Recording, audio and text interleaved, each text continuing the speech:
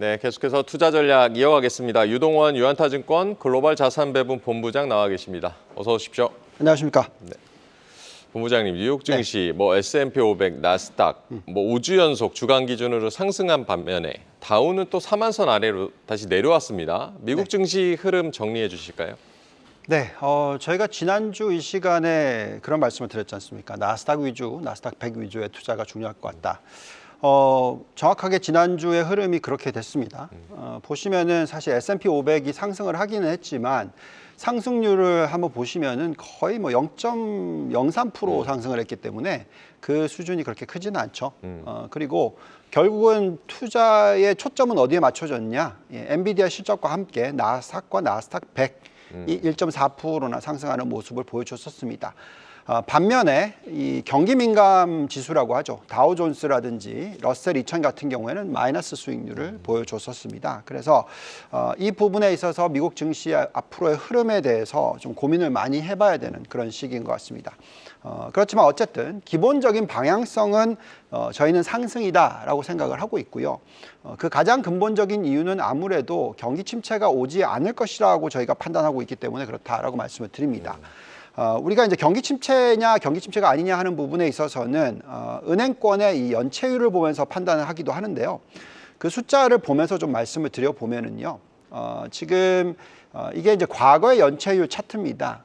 그리고 이 회색 선들이 뭐냐면 경기 침체가 왔었던 시기예요. 그래서 지금 현재의 연체율, 지금 전체 연체율이 겨우 1.44%밖에 되지 않는데요. 과거에 이렇게 경기 침체에 들어가기 전에 연체율과 비교했었을 때 월등하게 낮은 숫자입니다. 최소 2.5% 이상까지는 확대돼야지 경기 침체로 접어들 수 있을 가능성에 대해서 우리가 얘기를 하고 있거든요.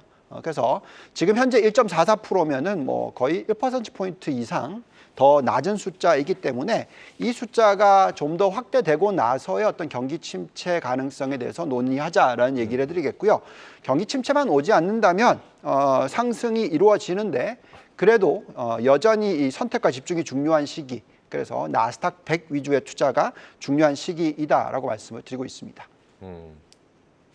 미국 은행들의 연체율까지 보여주셨는데 경기 침체 가능성이 낮기 때문에 뉴욕 증시 기본적인 방향은 상승이다. 나스닥 100 위주의 투자를 해보자라고 조언을 해주셨습니다. 미국 금리 인하 올해 많아야 2차례, 그리고 언제 금리 인하가 시작될 것이냐 또 관심인데, 금리 인하 기대가 많이 후퇴한 상황에서도 지금 뉴욕 증시 그래도 좋은 상황이고, 금리 인하가 되면 강세장이 더 힘을 받는다고 봐야 될까요? 네, 저희는 그렇게 보고 있고요. 심지어 금리를 너무 많이 내려줄 경우, 즉 3번 이상 내려줄 경우에 이 멜탑이라고 해서 과열, 이런 현상까지도 나올 수 있다고 생각을 합니다. 앞으로 어쨌든 향후 1, 2년 동안에 금리를 올리는 추세가 아니라 어쨌든 천천히 내려주는 추세의 시작이 나타난다면 강세장을 예견할 수밖에 없다라고 말씀을 드리고 있습니다. 저희가 과거에 1995년에서 2000년 사이클과 비교를 많이 합니다. 그때가 이제 인터넷 사이클인데요. 이때의 금리의 변화를 한번 보면서 말씀을 드려보겠습니다. 자, 미연준 기준금리를 보시면은 1995년 2월 달에 마지막으로 금리를 올렸습니다. 그리고 나서 6개월 뒤에 금리를 내렸고요. 그리고 계속해서 3차례의 금리를 내립니다. 3차례 금리를 내리고 나서 큰 변화 없이 굉장히 오랜 기간 이어졌었어요. 자, 이 숫자가 5.25%, 5.5% 이런 수준입니다. 지금 현재 기준금리가 5.25, 5.5%지 않습니까? 네. 상당히 비슷한 그런 상황이죠. 그리고 이때는 이렇게 금리가 높았던 이유가 뭐냐면 인터넷 사이클이 들어오면서 경기가 침체로 안 갔어요. 그래서 높은 금리가 유지된다 하더라도 계속적으로 시장이 올라가는 모습을 보였었습니다. 그래서 지금 현재의 기준금리를 놓고 말씀을 드리자면, 자, 보시면 급격하게 금리를 인상을 했고요. 그리고 5.5%의 금리가 만들어졌던 게 2023년 7월입니다. 그러니까 그때 기준으로 95년 2월과 비슷한 시기라는 거죠. 그 이후에 굉장히 좋은 상승장이 장기간 나타났었다라고 말씀을 드리겠고, 금리를 천천히 한 3차례 정도 내려주는 구간이 앞으로 2년 동안에 나온다면 그 기간 내내 AI 사이클이 이어지면서 상승을 주도해 줄 수 있는 그런 가능성이 충분히 있다. 이렇게 저희는 판단을 하고 있습니다. 자, 그렇다면 이런 환경 가운데서 우리가 어떻게 포트폴리오를 구성해야 되냐 하는 부분에 있어서는 계속 똑같이 말씀드리는 게 주식 비중이 가장 높아야 된다라고 말씀을 드립니다. 전체 포트폴리오의 약 80% 정도를 주식을 가져가야 된다라고 말씀을 드리고 있고요. 대신에 채권에 대해서도 비중을 어느 정도는 가져가는데 15% 정도를 얘기하고 있는데요. 이거는 연간 단위로 우리가 계산해 봤을 때 금리가 앞으로 천천히 내려간다라는 가정을 하면 채권에서 마이너스 손실률은 나지 않겠죠. 그래서 지금 현재의 10년 국채 금리가 미국이 4.5% 정도 되니까 4.4% 정도 되니까 그것보다는 조금 더 높은 수준의 수익률을 올릴 수 있다라고 생각합니다. 그래서 연간 5에서 7% 정도의 수익률이 창출 가능하다라고 판단하고 있고요. 그 이외에 비트코인이나 이더리움도 매력이 있는 그런 자산군이다라고 생각하고 있기 때문에 이쪽에 대해서 한 5% 정도 투자하는 그런 전략이 적절하지 않을까라는 생각이 들고 있습니다. 자, 특히 이 채권의 흐름을 보시면은 채권 10년 국채 금리가 지금 4.47인데요. 앞으로 장기적으로 천천히 떨어지는 것. 이게 정말 좋은 얘기입니다. 빨리 떨어지면은 경기 침체를 두려워하는 것이 되고요.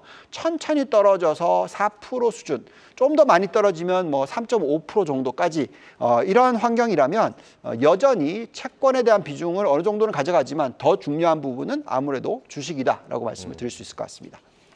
네, 금리 천천히 인하된다면 AI 사이클에 따라서 증시가 강세장이 이어질 것이고 주식의 매력 비중이 더 높다라고도 전해주셨습니다. 지난주 그 미국의 5월 PMI가 예상보다 좀 좋게 나오면서 미국 경제 여전히 뜨겁다. 금리 인하 기대감 좀 낮추는 분위기였는데 본부장님은 미국 경제 상황 어떻게 보십니까? 네, 사실 목요일 장을 보시면은 엔비디아 실적이 나오면서 엄청나게 올라가는 듯 했다가 PMI 지표가 예상보다 높게 나오니까 빠졌다가 근데 또 다시 보니까 금요일 날 많이 올라갔어요. 네. 무슨 얘기냐면 지금 PMI 지표가 높게 나오는 것이 걱정스럽다라고 얘기하는 이유는 금리를 올릴까 봐 이거요. 근데 나왔던 PMI 지표 자체가 그렇게까지 높은 숫자가 아니었기 때문에 금리를 올려줄 필요는 없다라는 게 중요합니다. 그리고 앞으로 금리를 아주 천천히 떨어뜨려 줄 수 있는 그런 구간이 나올 수 있다라는 게 중요하겠습니다. 자, 그 이유는 아무래도 이 임금 상승률을 보면서 판단하는 게 중요할 것 같은데요. 임금 상승률 추세를 한번 보시면은 2022년에 정말 높았죠. 7%가 넘는 임금 상승률이었어요.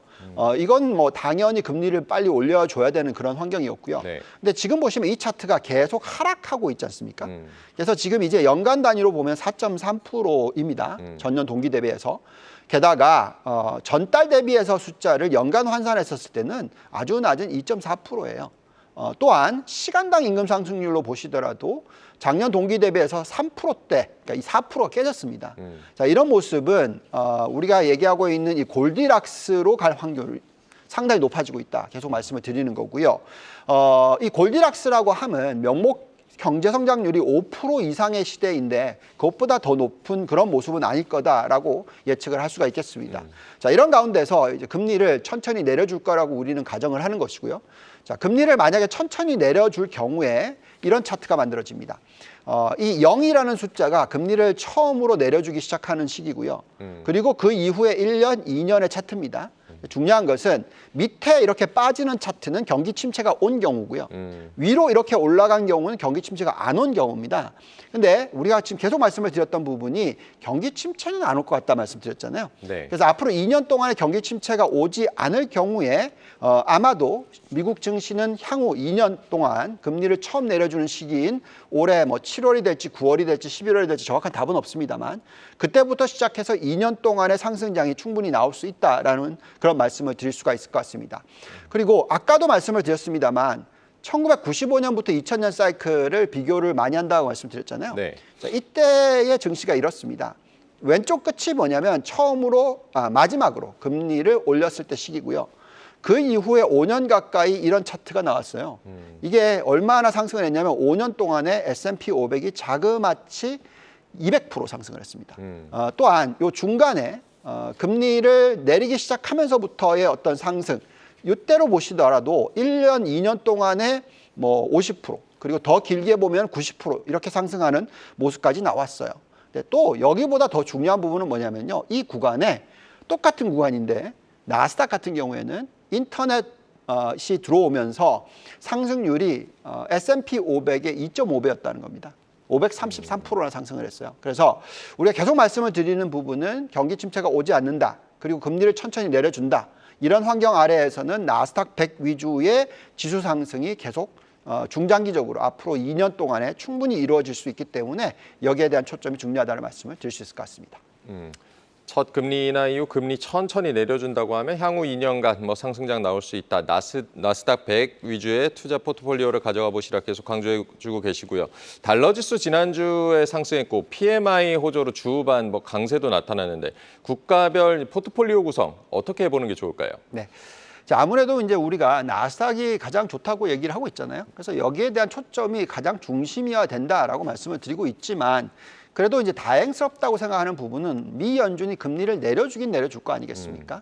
그러면 천천히 내려줄 경우에 이제부터는 달러가 강세로 가기보다는 약보합세로 갈 확률이 더 높다. 이렇게 저희는 생각을 하고 있어요. 만약 그렇다면은 한국이나 대만이나 베트남 같은 이 AI 사이클과 연결이 돼 있고 또 신흥국인 국가들에 대한 관심이 높을 겁니다. 그래서 저희는 계속해서 한국, 대만, 베트남에 대한 투자 비중을 높게 가져가자라고 말씀을 드리고 있습니다.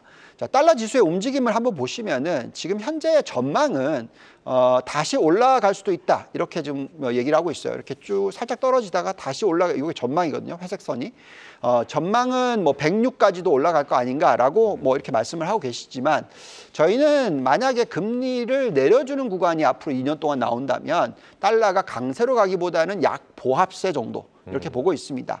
자, 이런 가운데서 우리가 결국은 투자를 할 때 있어서 펀드멘탈을 보면서 투자를 하잖아요. 금리나 환율이 안정적인 모습이 나올 경우에 그럼 펀드멘탈 쪽으로 들여다봤을 때 어떤 모습이냐라고 보면은요. 이렇게 글로벌 지수 중에서 이 나스닥이 매력도가 굉장히 높아요. 보시면 이렇게 상승 여력이 굉장히 높게 나옵니다. 그렇지만 코스피와 코스닥도 굉장히 높게 나오고요. 또 대만 가권지수, 또 베트남의 비엔지수 다 15% 이상의 상승 여력을 보여주고 있어요. 그래서 전 세계의 이 주식시장의 매력도는 한 6, 7% 정도 된다고 생각했을 때 그거의 2배, 3배 정도 수준이 지금 나스닥과 나스닥 100 그리고 또 코스피, 코스닥 그리고 대만 가권지수, 비엔지수 이런 매력도가 나오기 때문에 이런 지수들에 대한 관심은 여전히 유효하다라고 말씀을 드릴 수 있을 것 같습니다. 금리와 환율이 안정적으로 유지될 때 한국, 대만, 베트남의 투자 매력도 또 역시 높다라고 전해주셨습니다. 마지막으로 업종별 포트폴리오 구성 전략도 해주실까요? 네. 자, 우리가 계속해서 이제 질문을 하시는 부분이 IT가 이렇게 잘 올라가는데 여기만 투자하는 거 말고 다른 데 투자해야 되는 게 아니냐 이런 질문을 계속 하십니다만 저희는 여전히 아무리 생각해도 IT 업종 그리고 AI 관련돼서 연결되어 있는 성장 업종의 매력도가 높다라고 판단합니다. 그래서 지금 가장 큰 이 85%를 성장 산업에 투자를 하셔야 되겠고 여기서 또 가장 큰 비중을 IT 산업에 투자를 하셔야 된다 이렇게 말씀을 드리고 있습니다. 이런 가운데서 우리가 종목을 좀 선별을 해보자면 IT 업종 안에서 그런 매력도가 미국만 좋냐 그렇게 보여지지는 않아요. 그래서 저희가 전 세계에 있는 매력이 있는 1위부터 10위까지의 순위를 매겨봤어요. 그랬더니 1등과 10등이 한국 회사. 네, 그래서 SK하이닉스와 한미반도체가 올라옵니다. 그 이외에 미국 대부분이고요. 뭐 APP, 델, 벌티브, 뭐 엔비디아, 그리고 슈퍼마이크로 컴퓨터스, 셀레스티카, 그리고 마이크론 이런 정도의 리스트가 올라오기 때문에 저희는 이런 종목들을 공부하시면서 지금은 AI 사이클이 맞으니까 여기에 대한 초점이 중요하다는 말씀을 드리겠습니다. 85%를 성장 산업에 투자해야 되고 IT 업종 투자 비중도 높아지고 있다고 해주셨습니다. SK하이닉스와 한미 반도체도 매력도가 높다고 전해주셨습니다. 네, 오늘 유안타증권의 유동원 본부장과 얘기 나눠봤습니다. 감사합니다. 감사합니다. 계속해서 다양한 경제 이슈를 알고 싶다면 구독과 좋아요, 알림 설정 부탁드립니다. AI 캐스터 권미정이었습니다.